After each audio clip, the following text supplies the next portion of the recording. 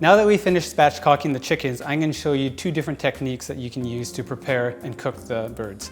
So one of the things you may consider doing, regardless of how you like to cook, is brining your birds. So most brines consist of some form of salt and sugar and then a variety of different spices to your liking. In this one here we have herbs of thyme, rosemary, and sage.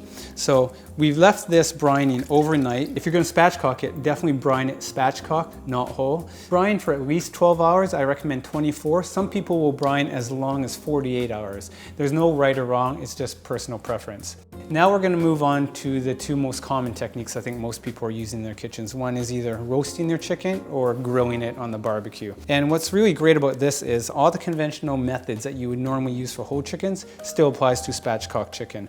So when we have the cavity of the breast here opened up, basically it still allows room to insert your favorite flavors. So this one here is that lemon, garlic, and sage, and we just tuck it in under the skin there, just like so, and we've done that on both sides of the breast. And from there, to make sure we get a nice crisp skin, because who doesn't love that, bit of olive oil on top, and then we just add, in this case here, we've got some fresh garlic, again for flavor.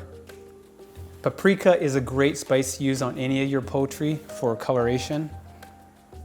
And what we're doing here is we're going to roast this in potatoes, celery, onions, and carrots, and it just gives a great, wonderful flavor.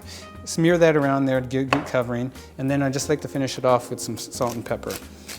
So this we're going to put into the oven, typically about 350, 375. So with thermometers, you want to find a nice thick portion of the bird. In this case here, I would choose the breast, and I want to pick a middle portion of that breast. I'm going to angle it in and just up till that point, just so I can still have a clear reading of the dial in itself. So once I've done that, that thermometer stays in there. I don't have to stress out over it being overcooked or undercooked. I just check on it regularly and the dial will tell me when that temperature is done. And now that we're ready to go, we're going to pop this into the oven. The other way I love to prepare my chickens is for the barbecue. If you're like me, I barbecue all year round. So first of all, I'm going to start off just by taking some simple olive oil and sprinkle it all in the open cavity. Fresh ground pepper, fresh salt as well. And then my favorite go-to spice if I'm in a hurry is just Montreal steak spice. And then once that's done, we're just going to flip it over and repeat the same on the back side.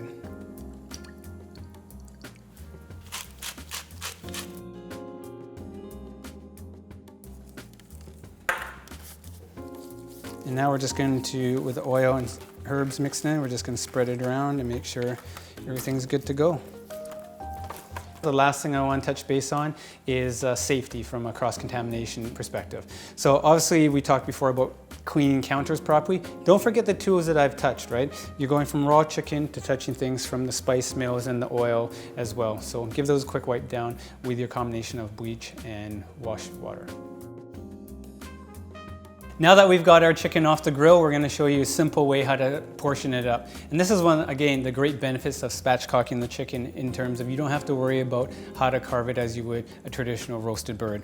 So one of the things we're going to do right away is make sure our tools are sharp. In this case, I've honed my knife so it's nice and sharp. And you don't necessarily need to use a carving knife in this case. I'm just using my good old handy trusted 8-inch cook's knife here. We're just going to make a slight incision here and free that leg up, and naturally it's going to come apart here, and basically you just pull it all the way and it separates just like that. Very simple, easy.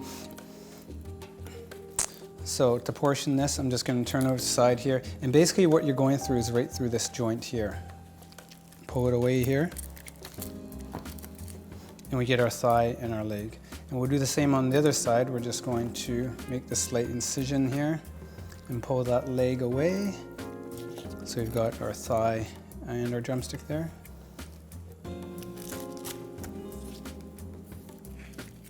A beautiful thigh.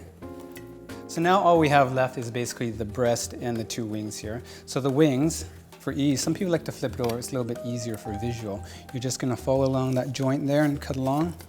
And that's one wing. And we'll do the same on this one as well. Two wings.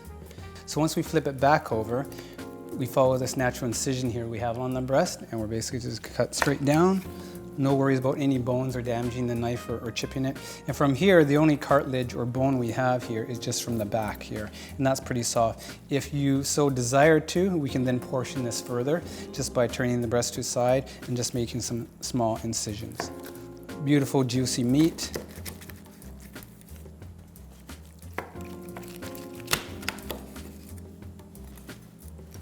Put that right onto our board. Or you may choose to leave it whole for any guests that are really, really hungry. So that's all today. I hope you enjoyed this educational video on behalf of House of Knives and BC Chicken. Thanks for watching and enjoy.